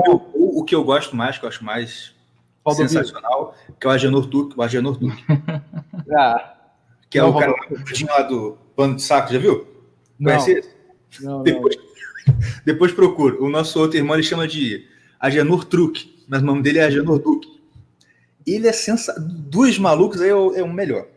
Enfim, pode voltar. Nessa parte doutrinária, né, que a gente vê os protestantes tradicionais, não vou falar dos neopentecostais, né? O neopentecostal, ele tem uma abordagem teológica que, em alguns momentos, representa um problema mesmo, uma abordagem teológica do neopentecostal, né? Ele vulgariza algumas coisas que são extremamente complicadas, assim, em algumas situações. Mas o que, às vezes, me causa, às vezes, um espanto, é exatamente isso que você está falando, né? Na hora de você discutir teologia ou doutrina, o protestante ele tem um pouco de receio de meter a mão em Santo Agostinho, por exemplo. Não, esse cara é católico. Você fala, não, peraí, cara. Você tá com um raciocínio um pouco anacrônico. Na época de Santo Agostinho, não tinha outra coisa que não era aquilo. Portanto, o que acontece? Como o Santo Agostinho fez uma leitura a respeito de qual é o desígnio cristão na Terra, isso é uma coisa que você pode até debater, mas você não pode ignorar. Você não pode recortar. Você não pode recortar Santo Agostinho. Você não pode recortar São Tomás. Você não pode recortar os doutores da igreja. Mais do que Agostinho, porque eu vejo o protestante mais simpático ao Agostinho do que o São Tomás, por exemplo. Eu vejo... São Tomás realmente tem aquelas figuras complicadas em relação Sim. a alguns pontos do que ele diz, etc. Ele é bastante aristotélico, causa transtorno até entre católicos. Né? São Tomás é verdade. Até entre católicos. Mas o que acontece? Eu fiz o podcast com o Luciano Oliveira hoje para falar do Razone, né? Uhum. Nacionalismo. E aí, num determinado momento, eu esqueci lá embaixo, cara. É um livro do Razone chamado The Philosophy of Hebrew Scripture. Filosofia segundo a Bíblia. Você vai traduzir isso também? Pois é, cara. Houve o podcast lá do Luciano Oliveira. Mas, assim, é um projeto de vida interessante que eu tenho. Eu gostaria muito de traduzir, mas senão tem que parar os outros projetos, cara. Uhum. A tradução da obra do Razone causa dor física. Falei isso no podcast hoje. Caraca. É dolorido, porque você tem que acessar a Bíblia no original, você tem que acessar várias coisas no original. Ele faz um raciocínio muito sofisticado das coisas. Quem não é preparado, não está acostumado com o texto bíblico, eu preciso preparar esse cara. Falar, cara, deixa eu fazer uma nota para o tradutor e explicar o que esse cara está falando. Não vai comprar isso aqui e comprar pelo valor que te passaram por aí, pelo valor de face que te passaram, e o que o cara está falando é outra coisa. Eu preciso abrir uma nota da nota para te explicar o que é isso que esse cara está falando. Cuidado com o texto bíblico direto. Então, por que eu estou te falando isso aí? Existe todo um acesso, né, dos protestantes à palavra de Cristo, e que às vezes você tem aquele ímpeto, né, do cara mergulhar no texto bíblico e deixar de lado outras experiências e outras lições que são válidas. Não que ele precise acreditar ou sedimentar em cima daquela lição agostiniana, mas de certa forma ele precisa levar em consideração aquela lição. Porque aquela lição, ela carrega uma experiência que não pode ser recortada de jeito nenhum da linha evolutiva do cristianismo. O Razone fala isso no livro. Ele fala isso no Virtude do Nacionalismo, quando ele vai falar sobre a importância do protestantismo como um elemento que estimula nacionalismo. Né? Ele é extremamente simpático aos protestantes. Né? O Razone é muito simpático. A forma que os protestantes têm a sua visão de mundo, né? Mais até do que em relação aos católicos. Né? O Razone ele tem uma relação muito forte com os protestantes. Não, ele tem uma relação até, digamos assim, espiritual com os protestantes, né? Eu vejo, assim, na obra dele, essa afinidade que ele tem. Entendi. Ele fala isso, mas isso é um ponto que é verdade, né? Olha que coisa, a gente começamos falando de tourada, onde a gente vai parar? Você vai parar na Bíblia, cara. Tá quase um Gutenberg esse aqui. Texto sagrado, cara. A gente foi para Roma, que é quase Grécia, a gente já tá na Bíblia, tá quase um Gutenberg esse negócio. Tá, cara. Então você acaba no texto bíblico, porque o texto bíblico é a base da coragem. A gente eu tive eu me lembro se foi um podcast, o que é que foi e tal, que a gente tá falando de eleições em Israel, né? Sim, toda a questão das eleições de Israel, tudo gira em torno de um cara chamado Avigdor Lieberman. É líder de um partido chamado Israel Beitenu. É o Lieberman, né? O Lieberman, ele é um nacionalista, um israelense nacionalista, que veio numa das últimas aliás, chamada Grande Aliá, no fim da década de 80, quando você tem a dissolução da União Soviética, os judeus russos que estavam presos na União Soviética, não podiam sair de lá, quando acaba a União Soviética, eles acabam fazendo uma grande colônia de russos em Tel Aviv, e aquilo vira um movimento político muito forte. Só que esses russos, pelo fato de terem passado, 90 anos de União Soviética, eles perderam qualquer ligação com a parte espiritual e religiosa do judaísmo. A maioria deles são seculares. O Avigdor Lieberman é um cara secular. Portanto, vou ter que usar essa palavra em português, ele está cagando pro rabinato. Então, qual é o grande lance do Lieberman? Ele fala assim, não, a gente tem um negócio de serviço militar obrigatório. Todo israelense tem que servir o exército. Só que você tem uma classe de israelenses, não vou dizer uma classe de israelenses, mas você tem uma linha lá dos israelenses que é dispensado do serviço militar obrigatório, automaticamente, que é o rabinato. Os caras falam assim, cara, é o seguinte, alguém tem que cuidar do espírito do povo. Tudo bem, vocês seguraram... o tribo de Levi, né, que é na época do... Mais ou menos, né? É mais complexo que isso, mas enfim, eles têm lá essa função, digamos assim.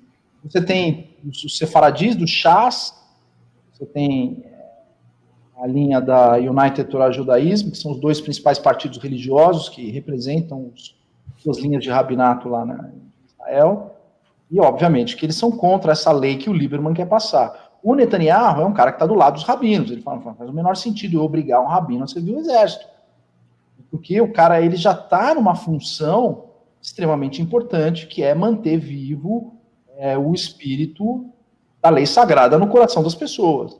E aí me colocaram num corner. Não me lembro se foi num podcast, falaram assim, porra, se você tivesse na posição do decidir isso, você decidiria por obrigar todo mundo a servir o exército, ou você ficaria nessa linha do Netanyahu de dispensar os rabinos do serviço militar? Uhum. Obviamente que eu ficaria na linha de dispensar. O cara siga a carreira dele, espiritual, como rabino, e ele tem lá as coisas dele. Mas não é injusto com aquele cara que vai pegar o fuzil? Sim, não é injusto. É extremamente justo com o cara que vai pegar o fuzil. Porque sem coragem ninguém mete a mão no fuzil. Agora, quem vai ensinar coragem para esse cara é o rabino. Exatamente. O cara não nasce sabendo pegar em fuzil. Uhum. E por mais que ensinem o cara a pegar em fuzil, o cara vai pegar o fuzil e na hora que ele tiver lá na troca de tiro, é aquela música do Iron Maiden, né, meu amigo? Afraid to Shoot Strangers. Então, para não bater o Afraid to Shoot Stranger, o que é que vai fazer com que o cara not afraid to shoot a stranger? É o rabino que vai falar, cara, isso é uma questão de historinha lá de Davi que ele ouviu do rabino. Exatamente, a história de Davi que ele ouviu de rabino, a história de Daniel, a história de Ruth, a história de Samuel, né? Enfim, se o cara não ouvir esse tipo de história, o cara não vai saber por que ele tá pegando naquele fuzil e qual a razão de ele estar lá no meio de uma troca de tiro com um cara que é um stranger. Qual é a tarefa que ele tem naquele momento? Então você fala, esse cara é o responsável por incutir coragem no amigão aí. Se você não tiver um cara que lê a Bíblia e tira o fundamento para dar coragem, ele não vai, ele vai para o campo de batalha, vai ser mais um segurando um fuzil, que é aquilo que o Olavo fala, que o exército brasileiro não é capaz de ganhar nem guerra de travesseiro. Né? Porque a gente não tem esse fundamento da instituição da coragem que está cada vez mais se perdendo. Deve ter muitos meninos aí de 18, 19 anos que serve o exército, e aí termina o horário de serviço dele, ele vai lacrar nas redes lá, vai falar, ai, que injustiça matar o touro. Porra, o cara é tenente, sei lá o quê. Vai tomar no cu, rapaz. É verdade. Velho. Onde já se viu um cara que tá no exército ficar defendendo touro, né, cara? Exatamente, cara. E aí você fala, eu sou mesmo, eu tal. Eu acho que quem faz isso é por afinidade aos cornos do touro. Eu tenho quase. Cara,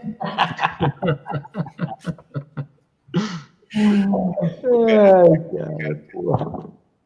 Mas então, aí tentando voltar ali nessa linha que o Diego falou, que acho que foi bem interessante. Então você tem essa linha, essa tradição, né, entre o Coliseu e a Arena de Touradas, para manter meio que viva essa memória, né? Exato, a memória épica. A memória épica mesmo lá do Homem contra a Fera. Meio que talvez, não sei se estou interpretando errado, talvez até meio que uma representação simbólica do povo que venceu, né? Eu era visto como fera pelo muçulmano e agora eu estou derrotando a fera. Exato. Você tem todo... Assim, se a gente for aprofundar na questão da simbologia, do que significa o épico em arena, e eu não quero me centrar só na tauromaquia, né? O épico em arena, ele acabou se perdendo. O que você tem hoje de resquício do épico de arena, um épico de arena para valer, é o UFC, né? O UFC, o Bellator. Né? Você tem algum resquício de épico de arena nessas disputas. Mais primeiros do que hoje em dia, talvez, né? Porque nos primeiros era bem mais para valer do que hoje, né? Sim, no UFC 1, 2, 3 até os lá, que você tem o Royce entrando de kimono contra o Ken Shamrock. E só sai um, cara. Né? Você assistir aquilo ali com aquela cabeça, olha, ninguém vai parar a luta. Não vai vir o Big lá, não, parei porque tá batendo. Não. Entram 2 e sai um. Tanto que quem sabe a história deve ser, sabe que o Rorion tinha aquelas ideias doidas de botar jacaré em volta. Umas coisas meio loucas, né? Coisa de brasileiro. Cabeça de brasileiro, com a capacidade de produção de entretenimento americano da UFC. Exato. Você tem alguns países que você tem essa questão do duelo que se manteve durante algum tempo. O Japão é um deles. Eu não vou nem começar a falar de Japão aqui, senão a gente termina o podcast amanhã de manhã. Do sumô? Oi? Com sumô? Não, das lutas de samurai, né? Sim. Você pega, por exemplo, o Musashi Sensei, que foi o maior samurai de todos os tempos. Ele ganhou 66 duelos. Ele ganhou 66 duelos, significa que 66 pessoas morreram. Evandro, peraí, pausa. Quantas vidas você já viveu para saber tudo que você sabe, cara? Sei lá, cara. Porque assim, eles... Puta merda, mas continua, desculpa. Musashi ganhou 66 duelos. Se ele ganhou 66 duelos, significa que 66 caras morreram na mão dele. Exatamente. É isso que a gente tá falando. Se a gente começar a falar de história do samurai, aí eu vou até amanhã aqui, cara. Porque você pega outros países que têm essa tradição de honra e de coragem, como o Japão, até o fim da Segunda Guerra, porque depois o Japão ele acaba se ocidentalizando e hoje virou país de mangá hentai, né? País de mangá e de hentai. De andrógenos. E você perdeu um pouquinho não, perdeu pra cacete aquela tradição tradicional do samurai, etc. Você tem alguns pontos dentro do Japão em que você preserva essa tradição samurai de uma maneira muito cuidadosa, muito delicada, porque depois do fim da Segunda Guerra é absolutamente proibido, né? Você tem arma, etc. O Japão é um país desarmado. Você tem o problema do desarmamento no Japão. O Japão, de tempos em tempos, fica se discutindo, debatendo se vale a pena voltar à questão do rearmamento, não vale. Eles têm uma discussão séria sobre isso. E o que você acabou eliminando, de certa forma, é uma parte dessa coisa do Bushido, né, da coragem, etc. Onde é que você consegue retirar, fazer com que a coisa viva? Nas arenas de Kendo, de Kenjitsu e nas academias de Judô, né? Sim. Academias de algumas artes marciais e de sumô. As baitas de sumô. Uhum. Então, o que acontece? Isso acabou sendo transferido para você preservar um pouquinho daquele espírito, da coragem, etc., né? Que faz parte do épico japonês, né? Sim. Tem alguns países que preservaram essas tradições. A Turquia tem alguma coisa disso também. Né? Uhum. De arena. Mas, de certa forma, a gente vem de tempos em tempos, né? Eu fico absolutamente indignado quando eu vejo aqueles jornalistas, o Juca Kfouri, falando que tem que banir o UFC. Eu falo, aí, um bloquinho de neve, corintiano de merda. Sabe? Como assim, cara?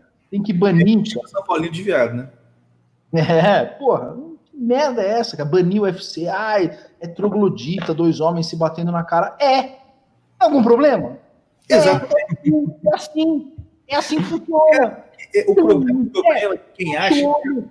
Vai pro show da Miley Cyrus, vai pro show do Justin Bieber. Você quer ver outra coisa? Vai pro show do Justin Bieber. Deixa a gente fazer essas coisas e mostrar para nossos filhos que existe isso aí, cara.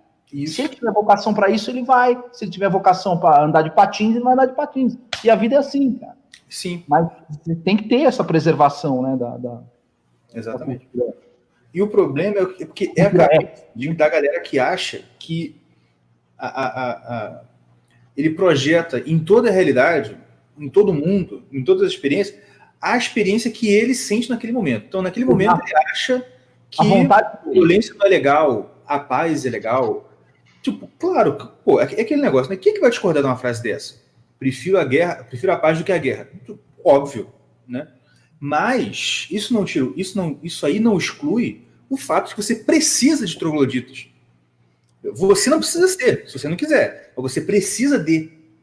Entendeu? Isso é uma lição foda de samurai, de arte marcial. Ninguém sabe o que é a paz sem saber o que é a guerra. Não adianta. Assim, o samurai, ele vai discutir com você, ele nem vai discutir, ele vai falar assim, eu não vou nem te ouvir. Se você não sabe o que é a guerra, você não sabe o que é a paz, meu amigo. É verdade. Evitar a guerra não é ter paz. Ter paz não é evitar a guerra.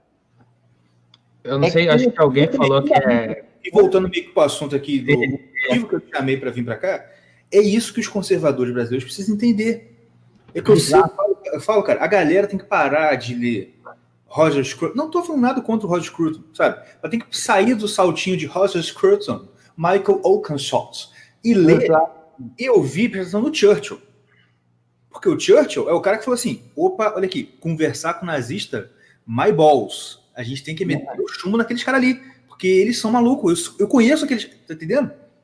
Assim, Exato. Assim, eu vi um tempo atrás aquele filme do... Qual é o nome do cara? O Gary Oldman, que ele fez o Churchill, né?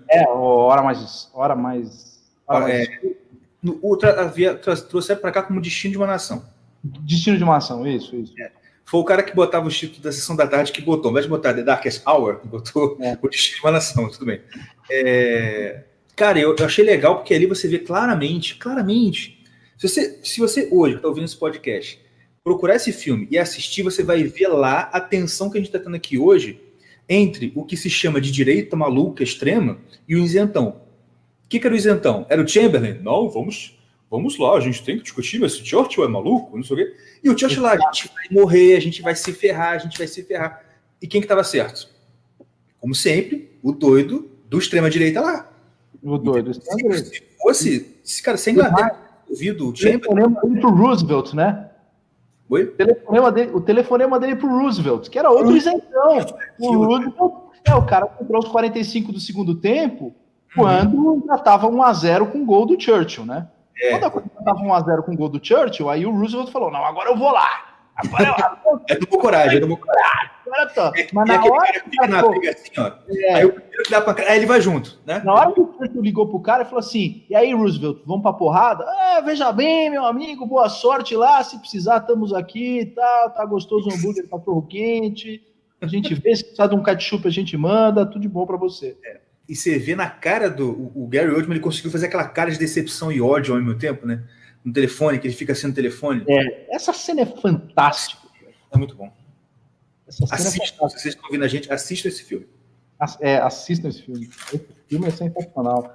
E aí, na hora que o Gary Oldman ele faz o famoso Churchill Speech, inclusive abria a World Slavery Tour do Iron Maiden, em 1985. Abria com Churchill Speech. Shoot wrong on the air. Shoot fight on the hills. E é assim, porra, temos que ir pra porrada em qualquer lugar e etc. E, enfim. Exatamente. É isso que você falou, é de arrepiar mesmo. Só observação. O Boris Johnson, eu vi um vídeo dele um tempo atrás, ele falando, uma curiosidade sobre esse discurso do Churchill, é que ele fazia questão de não usar palavras com raiz latina. Ele queria botar palavras de raiz lá, especificamente, por isso que ele não botou mountains, ele botou hills. Porque mountain tem lá a raiz latina de montanha, então não, vou botar hills. Tá entendendo? Ele faz uma... Isso é muito interessante, fazer, caraca, não tinha pensado nisso. Que era meio que uma coisa mesmo para evocar o espírito britânico, né, na galera. Aquela coisa da vamos defender a nossa Grã-Bretanha aqui. Exato, e a gente é o último bastião dessa porra toda. Exato. Tanta coisa, cara, que a gente pode falar de tantos nomes, né, se a gente for pensar no período napoleônico, né, se não fosse esse mesmo espírito do Almirante Nelson, do Duque de Wellington, falar um cacete que nós vamos negociar com esse Napoleão.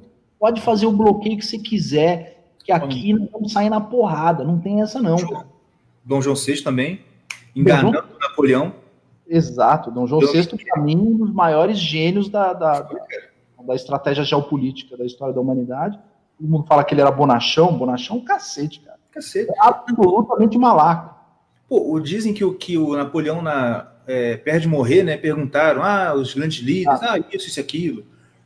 Aí falou assim, e o Dom João VI? Diz que ele fecha a cara. Ele fecha a cara e fala. Aquele desgraçado, o único que conseguiu me enganar. O único que me enganou. frase do Bonaparte. Português desgraçado, foi o único que me enganou. Cara, não era pouca bosta, né? Isso era pra ser camisa do Romanini. Inclusive, o Romanini será assistente. Mano, isso é pra ser estampa de camisa, cara. O único que me enganou. Hã? O único que me enganou. Isso, o Napoleão bolador.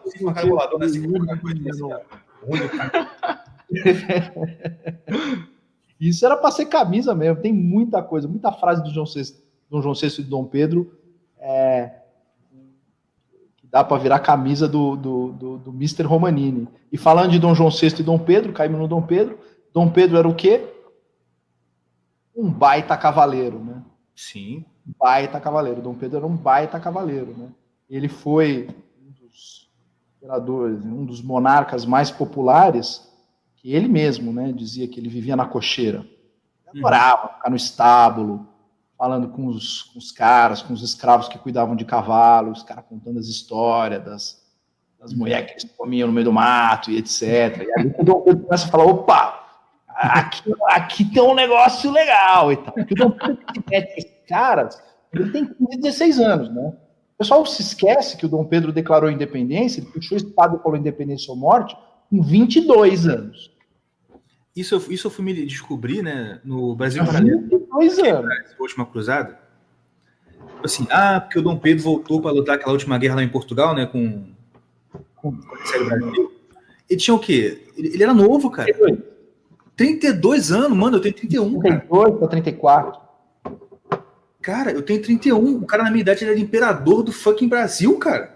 Quer que eu te conte uns detalhes disso? Vou te contar uns detalhes. Ele foi lutar contra o irmão dele, Dom Miguel. O Dom Miguel tinha um exército de mais ou menos 80, 100 mil homens. Né? O exército de Portugal era de 80 a 100 mil homens. Ele arregimentou em torno de 6 ou 7 mil mercenários, né, portugueses, que saíram do Brasil e foram com ele para lutar a Guerra dos Dois Irmãos. Ele saiu do bolso, ele foi até Paris, né? Ele teve uma escala em Paris, ficou em Paris. Olha que coisa curiosa. Não sei se você sabe, mas o Dom Pedro, ele era músico, né? Ele era músico. Foi ele que compôs o hino da independência. O japonês tem 5 filhos, composto pelo Dom Pedro. O hino da independência composto pelo Dom Pedro. Música, letra e etc. Diga-se de passagem, ele compôs uma tacada só. Esse hino ele foi composto na noite do 7 de setembro. O 7 de setembro ele declarou umas 3, 4 da tarde. Ele voltou para a casa dele, compôs o hino, e aí à noite, umas 9 horas da noite, fizeram a recepção dele num teatro aqui em São Paulo, na capital. Ele chegou com o hino pronto, passou pro cara da orquestra e falou assim, toca essa porra aí, acabei de compor. Caraca! Mesmo. E aí os caras começam, já podeis da pátria viver contente. Ele que compôs de uma tacada só, sentou em 2 horas no piano, falou, isso aqui, anotou, falou, toma essa porra aí, agora toca aí. Porque é engraçado que o Dom Pedro II, até a galera de esquerda não consegue negar a parte intelectual, os elogios a ele. Mas eles descascam no Dom João VI no Dom Pedro I. Parece que assim, Dom VI, Pedro I, outro bostinho. Aí parece do nada o Dom Pedro II, nossa, o cara era inteligente. Assim, os caras eram, enfim, né? Geniais, cara. E aí o que acontece? Ele passa uns 6 meses em Paris preparando a guerra, os 2 irmãos, né? Ele tá lá, ele chega a comprar para poder. Ele desembarca no porto, né? Isso, o cara tinha 32, 33 anos. 32 para 33 anos. E aí o cara, ele chega com os negociadores em Paris, entra em contato com os caras da Companhia das Índias Orientais. Ele compra um navio todo fodido da Companhia das Índias Orientais, com 200 anos. Um navio de 1600 e pouco. Fala, vai essa porra aqui mesmo. Tá furado? Tá, foda-se. Bota os caras aí, nós vamos no porto com esse navio aqui. O Del Rey do Joaquim Teixeira. Del Rey do Joaquim Teixeira, exatamente. Pra gente ter uma dimensão do que era o Dom Pedro e por que os caras têm tanto ódio do Dom Pedro. Fora o cara passado a vara geral, o cara tem ódio dele porque ele era macho alfa. Ele era exatamente desse jeito. O Pedro, ele era assim. Aí o que acontece, cara? Ele chega em determinado momento e fala, para essa porra aqui, tô cansado, vou descansar. Vou refrescar minha cabeça porque eu vou sair na porrada com meu irmão daqui 6 meses. Ele fica compondo peças, aberturas, sinfonias e etc. em Paris. e ele entra em contato com o Rossini. Rossini, que é o autor do Barbeiro de Sevilha, de William Tell. Caraca. De obras Sim. fundamentais. O Rossini ele era o maior compositor de ópera do século XIX, né? E aí ele entra em contato com o Rossini, e o Rossini fica apaixonado pela obra do Dom Pedro. E ele estabelece um contato pessoal com o Dom Pedro. O Rossini fica apaixonado, Gioacchino Rossini fica apaixonado, fala, pô, cara, larga dessas porra de política, vamos fazer umas óperas comigo, para com essa merda, cara, vamos ele, não. Vou fazer porque eu gosto de tocar um piano e tal, mas meu negócio é sair na porrada. E o cara era bom músico, cara. E aí o que ele faz? Ele chega a compor umas peças que o Rossini fica apaixonado. Ele fala, pô, posso levar essa partitura pra Itália? Pode, se foda, leva embora. Não tô nem aí. E aí o Rossini, algum tempo depois, ele começa a apresentar umas peças no Scala de Milão, e ele apresenta 2 peças dele e uma peça do Dom Pedro. No dia seguinte, aparece no jornal, excepcional peça de Gioacchino Rossini, uma música revolucionária, mostra o gênio que é Gioacchino Rossini, na segunda peça executada. Aí ele manda pro jornal a seguinte carta, ó, galera, é o seguinte, essa peça não é minha, eu só executei, eu só regi a orquestra e executei, mas a peça é do Dom Pedro. A gente ter, assim, noção do que foi o cara. E o Dom Pedro, ele ia lá, cara, ele chegou a pegar peças da época, no início do século XIX, e ele chegou a reger a orquestra do L'Opéra de Paris 4 ou 5 vezes. O cara, regente de orquestra, cara. O cara regeu a orquestra, dá licença, que você... aplaudir de pé. Assim, não é que eu tô falando coisas que eu tô tirando da minha cabeça.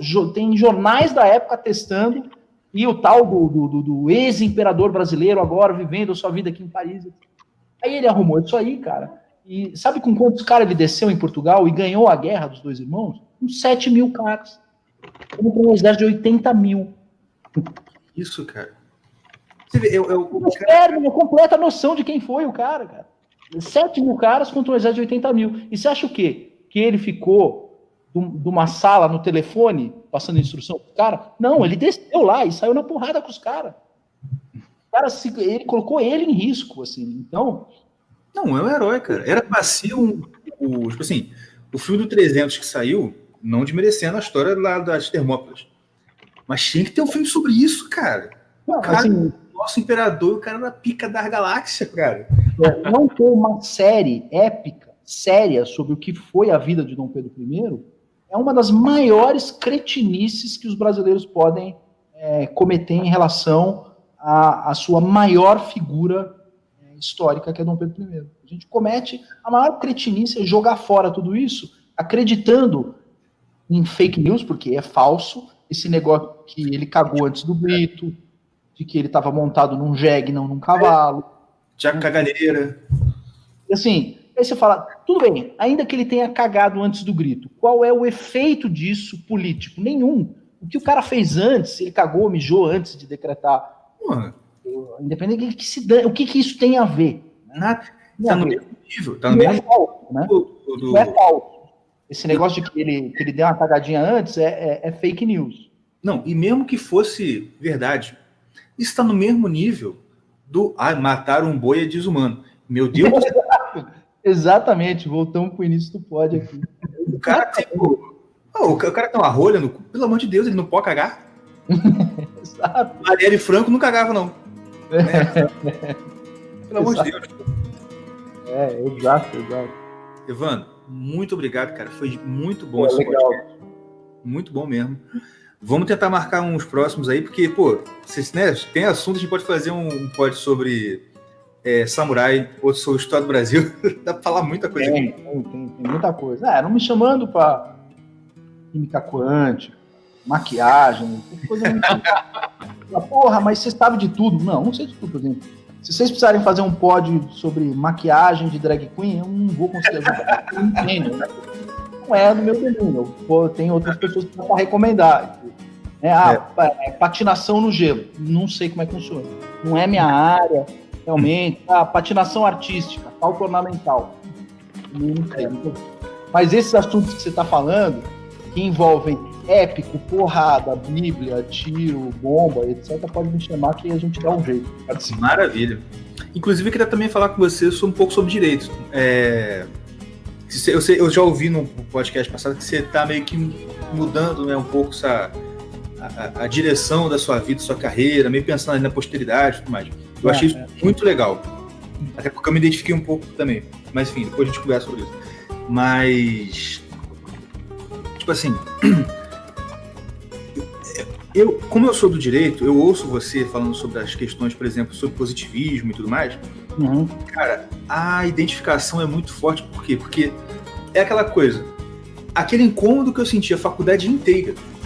Quando você falou aquelas coisas, encaixou, tá ligado? Tipo assim, é isso, entendi.